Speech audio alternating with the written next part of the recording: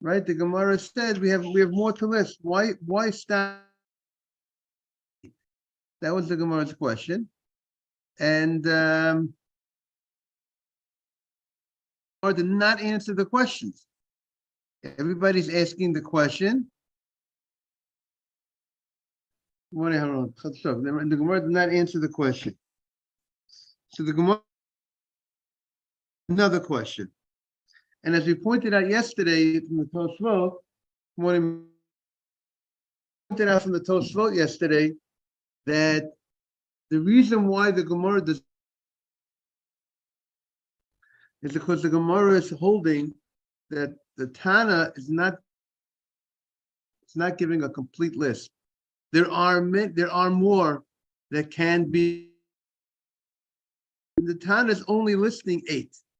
So there's a concept called Tana. The Tana lists something, but does not list all of the cases, and it leaves.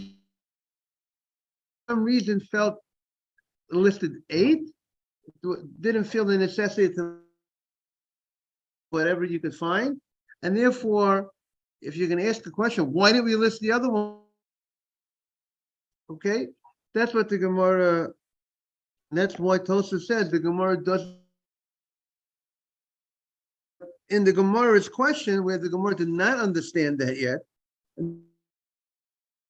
this was a very specific list. That this is the total list, only 8. It's only 8. I have 9. I have another one. I have another one to add to the list. That Gemara's question.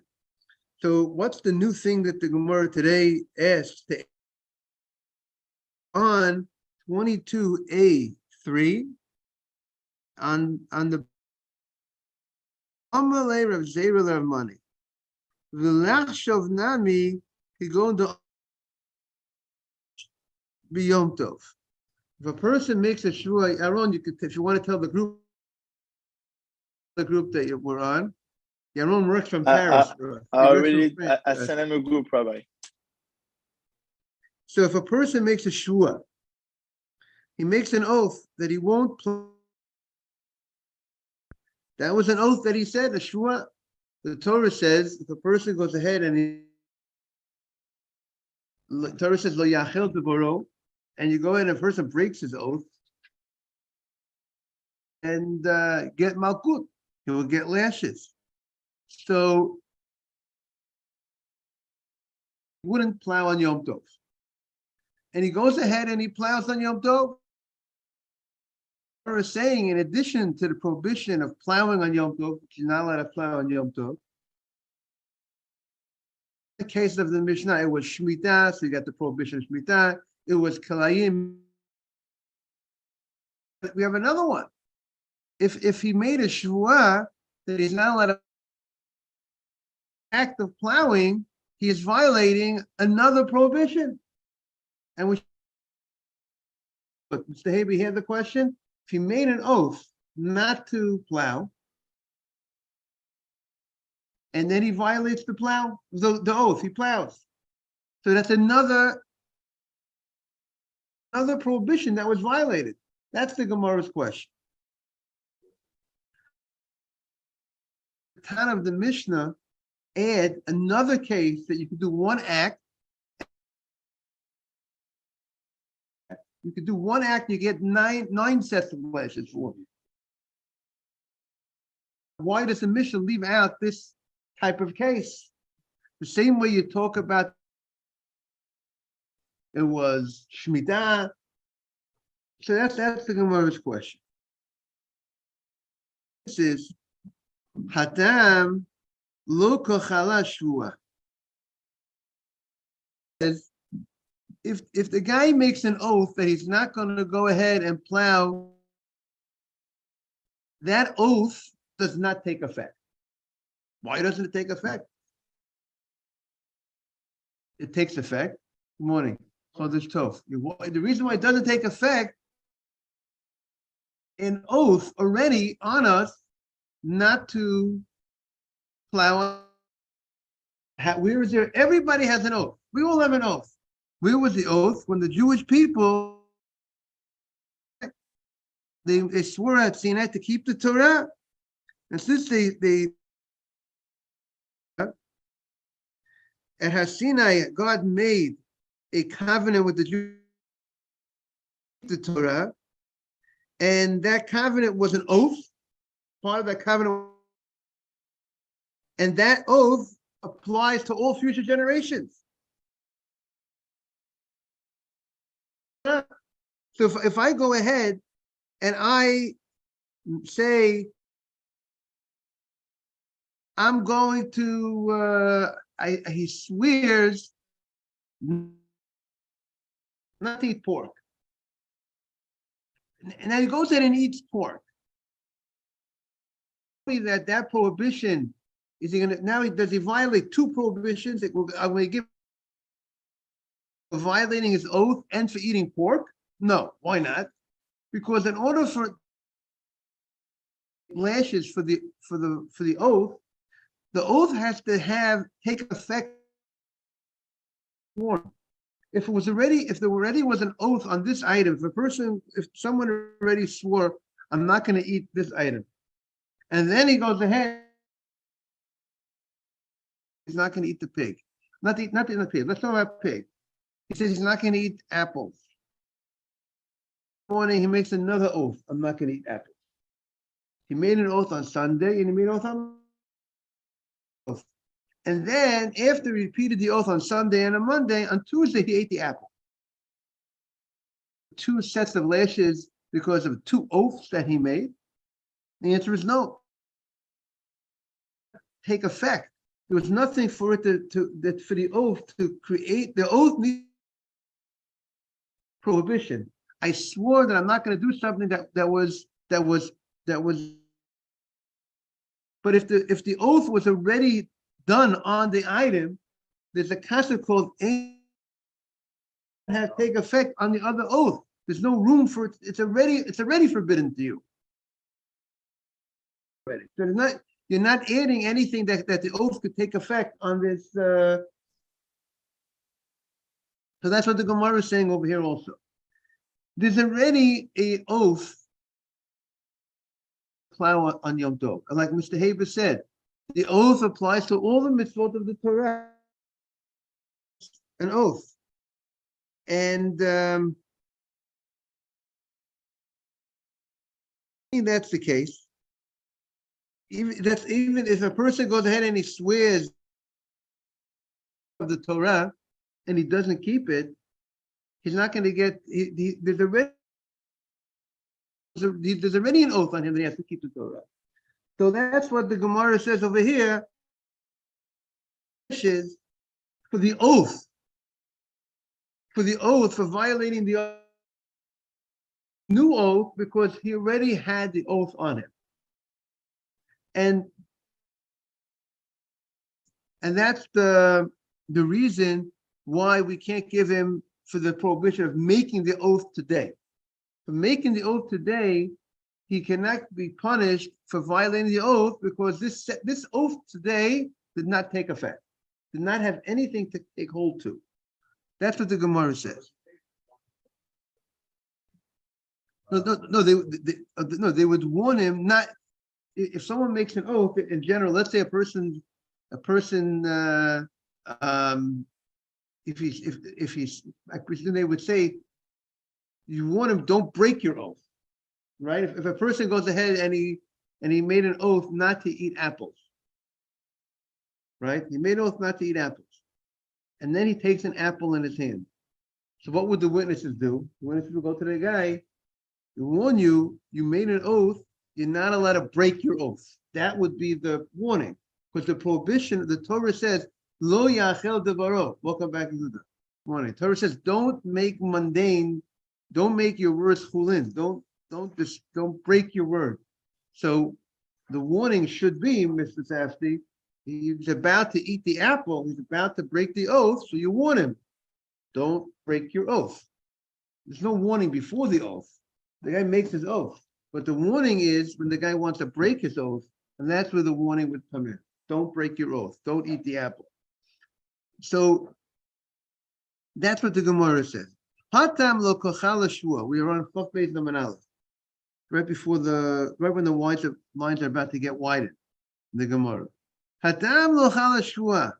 The shvua, the oath, will not take effect if a guy said an oath, Yehuda, that he's not going to plow on Yom Tov. He's not going to plow on Yom Tov. But he already has an oath on him from Sinai. From Sinai not to plow with it, not to do any malacha on Yom Tov. So therefore, the oath doesn't take effect. Hatam lo chala shvua. The oath doesn't take effect. Why? Because mushpa v'omeid mahar Sinai. There's an oath already from Har Sinai.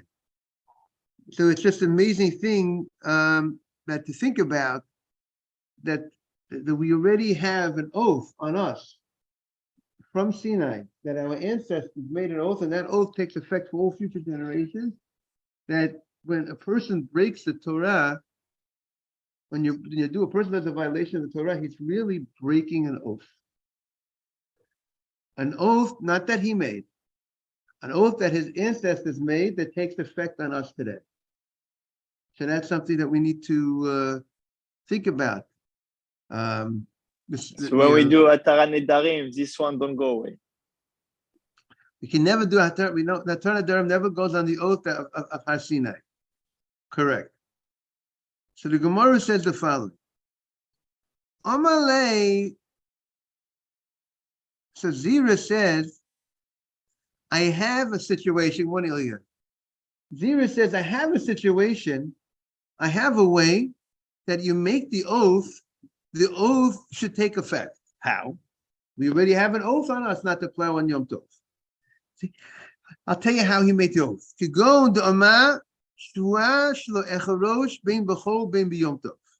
He makes an oath that I won't plow all year round.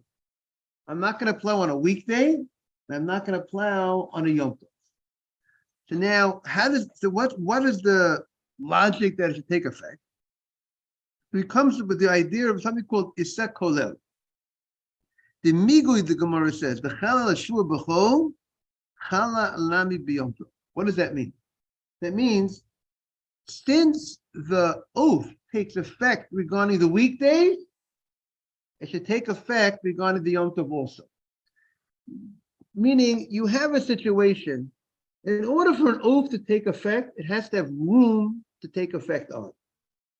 If this box of tissues is already forbidden to me, there's an oath already that I can't, there's already an oath about this box that I can't go ahead and use this box of tissues. So now I swear again, the oath doesn't take effect. An oath on an oath. So if I already swore that I'm not going to use this box of tissues, another oath on this box of tissues is not going to take, it's not called I made two oaths. The oath doesn't take effect. But let's say a guy swore, I'm not going to use this box of tissues on Shabbat. And then he goes ahead and he says, I'm not going to use this box of tissues on weekdays or Shabbat. Now, the second oath takes effect on the weekday, because beforehand, it was not, the weekdays was permitted to me to use this tissues.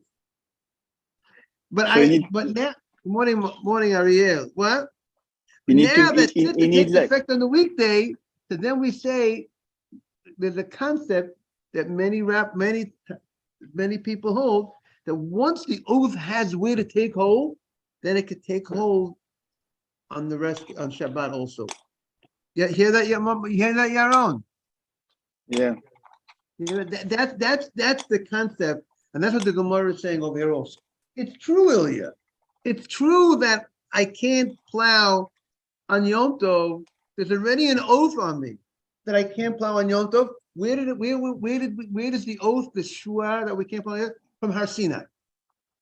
That your great-great-grandfather, before Baba Sali, made an oath that you can't go ahead and what? We accepted, we made an oath at Har Sinai that we're not going to desecrate the Torah. That we're gonna keep the Torah. There's an oath. So now the Gemara's question is, how can I make an oath today that I'm not going to plow on Yom Tov if it's already an oath on it that I can't plow on Yom Tov? But the Gemara suggests this rabbi suggests I have a way to do it, that it can take effect. How? Since it takes effect on the other part, it can take effect on here also. Now, how is this oath taking effect on another part? But if I said an oath, I'm not going to plow on the weekdays or Yom Tov. So is the oath taking effect regarding the weekdays? Yes.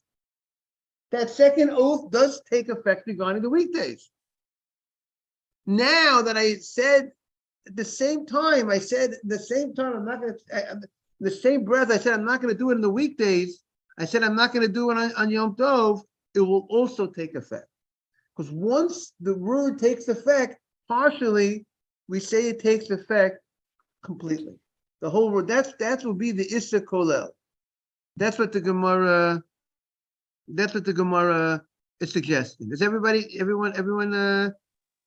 got that? Right. It will not affect Shabbat. It will not add anything to Shabbat.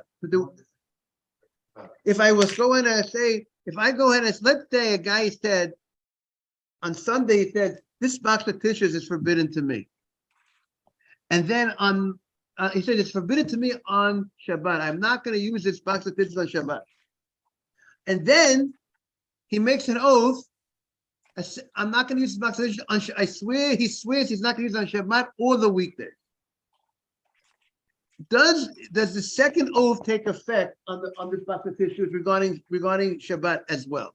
Is there a second oath now that would now have effect on this box of tissues? If he would have just said a second oath again, I'm not going to use this box of tissues, it doesn't take on Shabbat, it's not going to take effect. But once he says, I'm not going to use this box of tissues on Shabbat or Yom Tov or weekday, so once it takes effect for weekday, it takes effect. We don't split it and say, okay, it can only take effect for the weekdays, but it can't take effect for Shabbat because the oath was already on for Shabbat. But now we won't say that. This opinion says we will say that once it takes effect for weekday, the statement takes effect. We don't split the statement. We don't say, okay, the oath only can take effect for the weekday and not for Shabbat. And that's what the Gemara is suggesting over here. Is that once it made the open,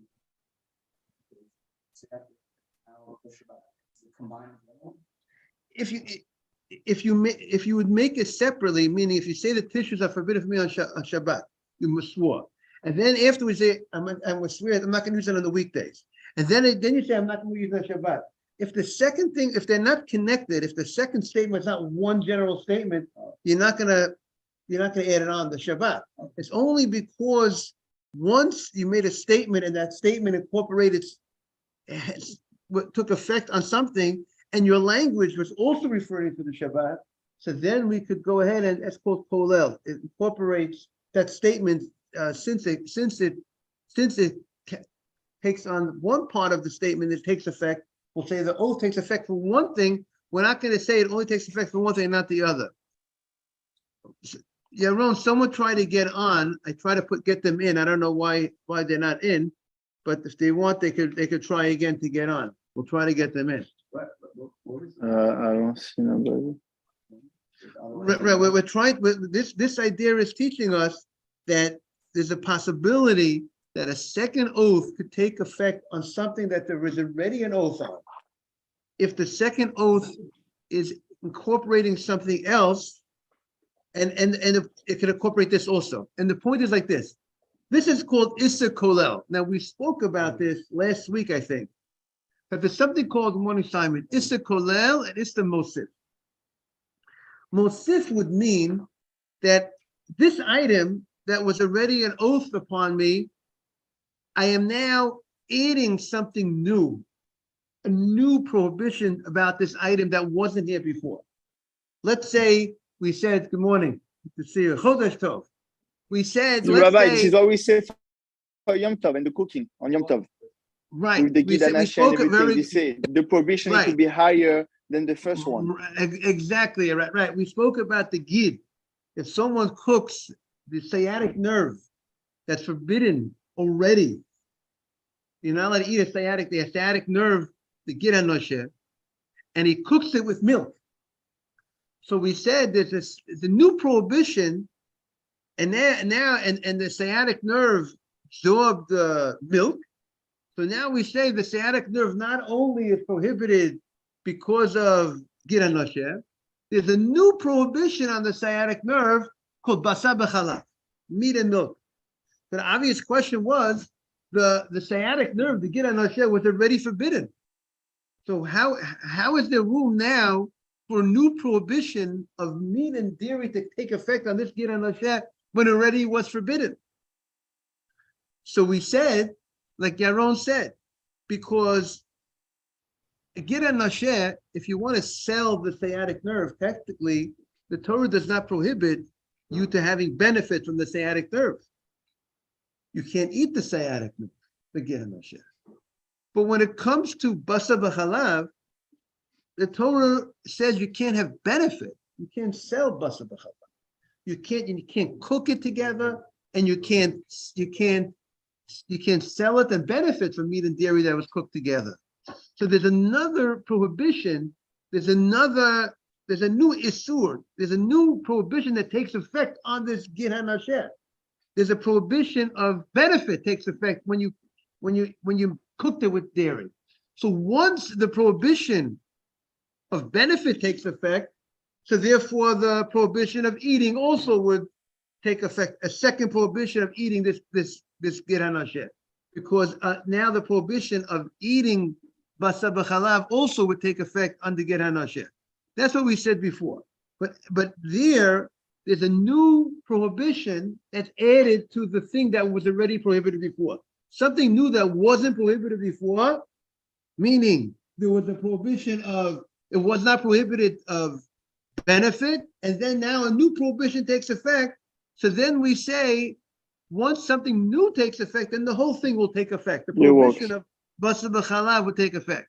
But in our Gemara, we're not adding anything new to the thing. When it's not an Issa Mosif. We're not adding anything new regarding plowing on Yom Tov. Before you made the oath, before you said a shua, Boaz, he said a shua, I'm not going to plow on Yom Tov. He swears he's not going to plow on Yom Tov. But he already has an oath on him that he's not going to plow on Yom Tov. Where is there an oath? In Har Sinai. All the Jews made an oath that we're not going to violate the Shabbat, the Yom Tov, the Torah.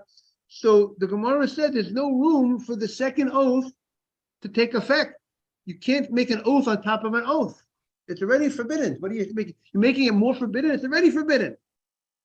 So the Gemara wanted to say, how is he making it more? What is he doing here? Because, say it again.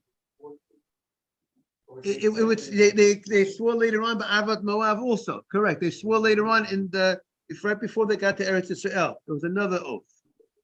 They were to keep the Torah and were responsible for each other.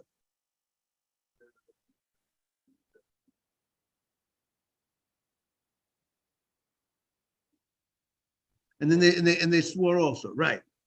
So the Gemara wants to say that the reason why the oath could take effect, the Gemara wants to say, is because once it's going to take effect regarding some other area, the Gemara is suggesting, if the guy swears, I'm not going to plow during the weekdays or Yom Tov. So the Gemara is suggesting that since it takes effect for the weekdays, now it will take effect for the Yom Tov. So that's what the Gemara wants to say. So therefore we have another way that he should be able to get another set of lashes through the Issa Kolel. So the Gemara says, Midi.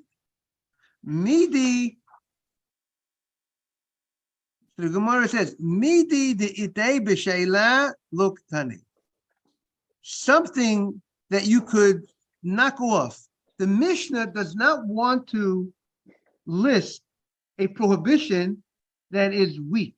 What do I mean it's weak? I mean, I don't want to call it weak, but you could remove the prohibition.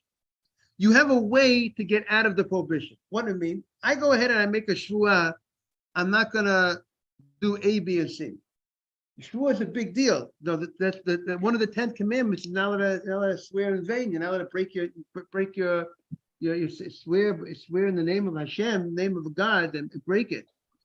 But you have the ability to remove the shua, right? If a guy swears, like you spoke about Hatarat Nedarim, you could undo. A guy made a vow. I'm not gonna eat meat this week, and then he wants to undo the vow. He could go to three rabbis or three people, depending in which community. I mean, You go to Beis Din, and then you undo the vow, and you can undo it. And therefore, once you undo it, and now there has to be proper regret, that you regretted from the beginning, that you should not have, you didn't realize, and if you would have known, you wouldn't have done it. There are different laws, how, what you're allowed to get out of, what you could undo. But that applies for a vow and for an oath. So there's a way, and then I can, if they undo it, I can eat it. So that type of prohibition that can be undone, we're not listing those type of prohibitions. A prohibition, let's say the idea of planting mixed kalayim, you can't undo that. There's no way that if the field was forbidden because it's mixed seeds, now I could go ahead and I can't plant mixed seeds. I could go undo that. There's a way I could plant mixed seeds. There's no way to undo that prohibition. The Torah says don't mix, don't mate, don't work with two different animals, two different species, and tie them together. You can't. That prohibition. There's no way that prohibition could be off. But the prohibition of an oath, you can have there could be a prohibition on me from using these tissues today. If a person swears, I'm not going to use these tissues today. So there was a prohibition of an oath on me that says if I eat this, if I use these tissues today, I am violating the oath. But you know what? I have the ability to remove that prohibition. I can undo the oath, and then I can use the tissues. We're not going to list that type of prohibition. That's what the Gemara says. Good morning, Michael. Good morning, Mr. Silverman. Good morning, Rabbi. Chodesh Tov. Chodesh Tov. So the Gemara says, "V'lo, you're not listing things that could be undone. Harei hegdesh." The case of the Mishnah listed that what was the case that we were able to get 8 prohibitions of one act of plowing. A person has the ability to violate 8 of the 613 mitzvot of the Torah. One act, he could violate 8. What was the case? The Gemara said one of the cases was he plowed with an ox and a donkey, and they were mukdashim.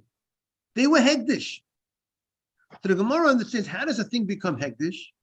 General hegdish is you take an animal or item, and you say, I want to harizela hegdish. I want to give this to hegdish, to the Beit HaMikdash. I want to bring this as a korban. Now, if a person designates something, he makes this vow that this should go to hegdish, that also has the ability to be undone. Because he said a vow, I want this to be to hegdish, and he could go, under certain circumstances, he could go to 3 people, and they could if it's acceptable and warranted, they could undo the vow. So you listed and what was the case in the Mishnah? That he worked, you're not allowed to use an animal of hegdesh. You're not allowed to work an animal of hegdesh. It's holy. It's not supposed to be working, just like on Shabbat. Holy day, you don't work on Shabbat. It's a holy day. What are you supposed to do on Shabbat? The holy day, it's a holiday, right? Holidays, we don't work. So therefore, you go ahead and you're not supposed to work. You work and plow with this holy animal, right? It's hegdesh.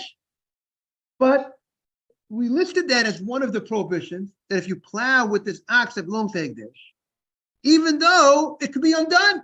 So what do you mean to tell me? You're telling me that we don't list in our Mishnah prohibitions that have the ability to be undone. I show you we had lists that can be undone. I said this animal is hegdesh, it's holy, and there's a prohibition now of me working this animal, and I can undo that. How can I undo that? And I can make an allowance to use the animal. I'll go to 3 rabbis or whatever, and they can undo the vow, the oath, if they feel it's acceptable to undo the oath. And if they feel it's acceptable to undo the oath, they can make it permitted. And we list it. So the Gemara says, when it says hegdesh in the Mishnah, it's talking about Bechor. When it says, we're talking about the firstborn animal. When we say mukdashim, there's certain things that are holy.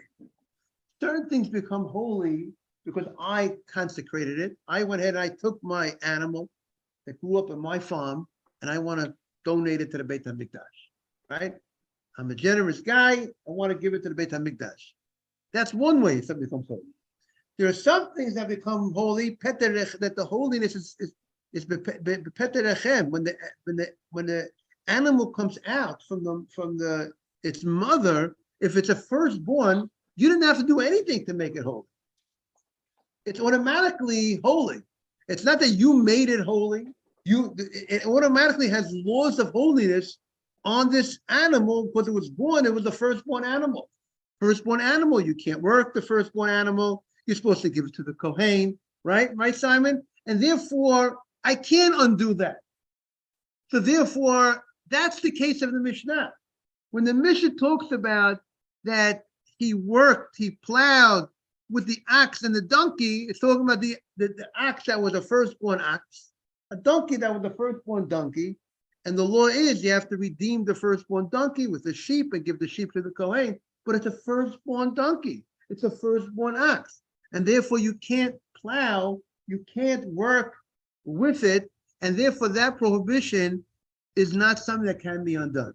So therefore the Gemara says that's why we're not going to list an oath that he swears I'm not going to plow on Yom Tov, because that prohibition is a prohibition that can be undone through going to a court or a great chacham. So the Gemara says, what do you mean? Lahari Nazir. Now in Mishnah, one of the cases that the Mishnah lists as the case was that he violated if he was a Nazir. As you know, a Nazir, if a person is a Nazir, he takes upon himself that he's not going to go ahead and drink wine. So usually a Nazir is a 30-day period, right? The average Nazir is 30 days. He says, I'm going to be a Nazir. He doesn't drink wine, doesn't cut his hair, doesn't go to a funeral, to a cemetery. That's what's forbidden. Some of the prohibitions that he has. He can't have the grape, not only the seed of the grape, the shell of the grape. There's many prohibitions regarding a Nazir.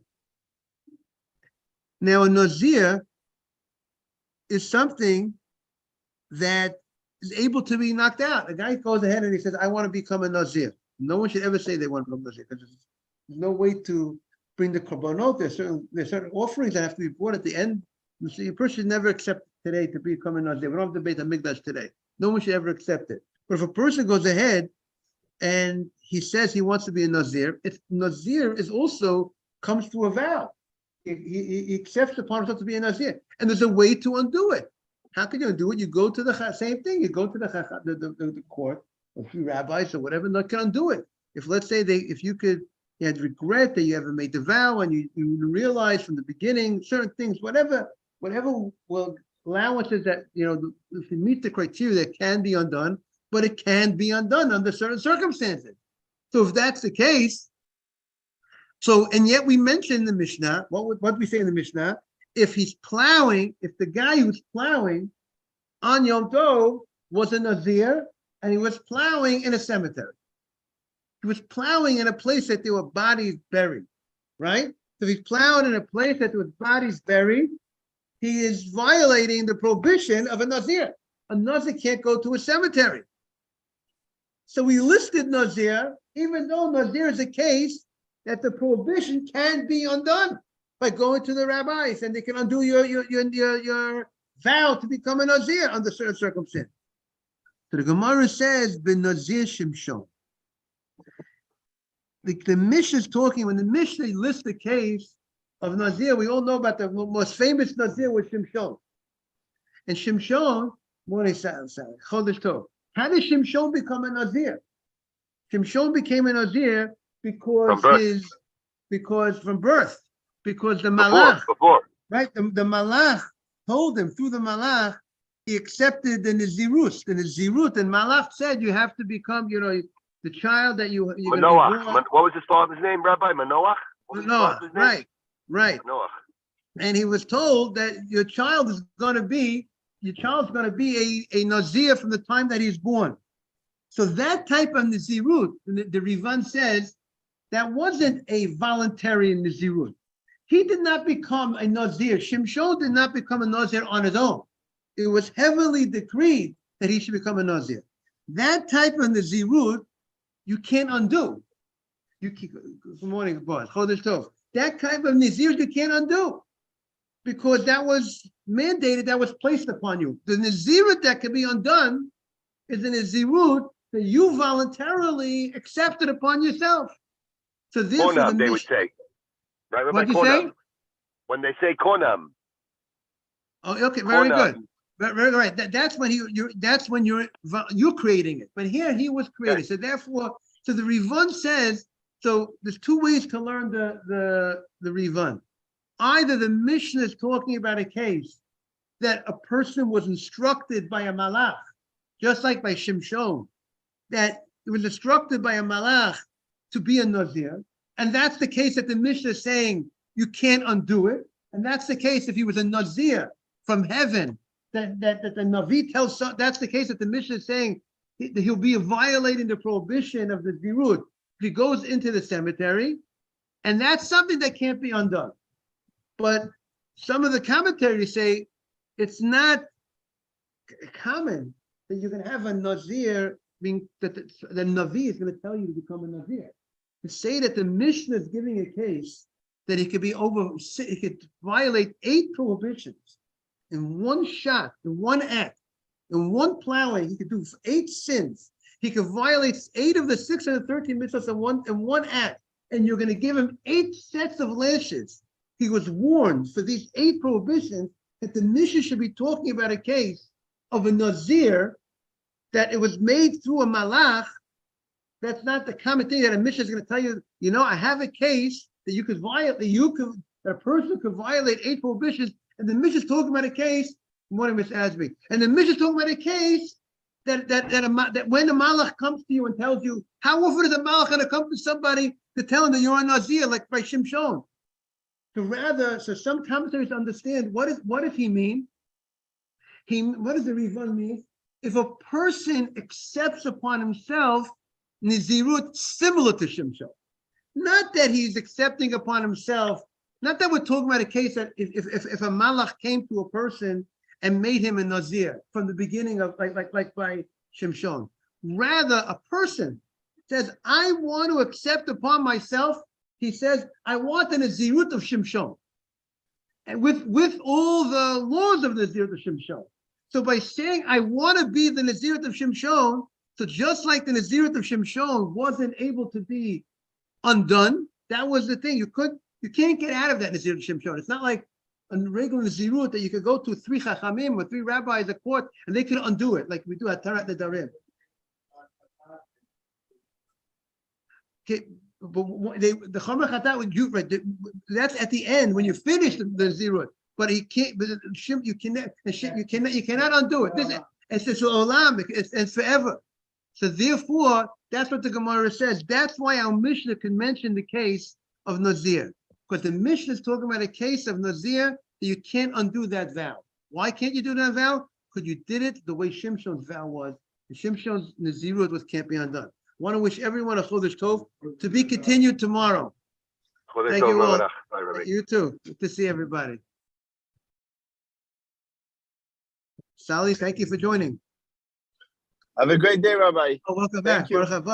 Thank you. You brought the holiness here. Beautiful, beautiful.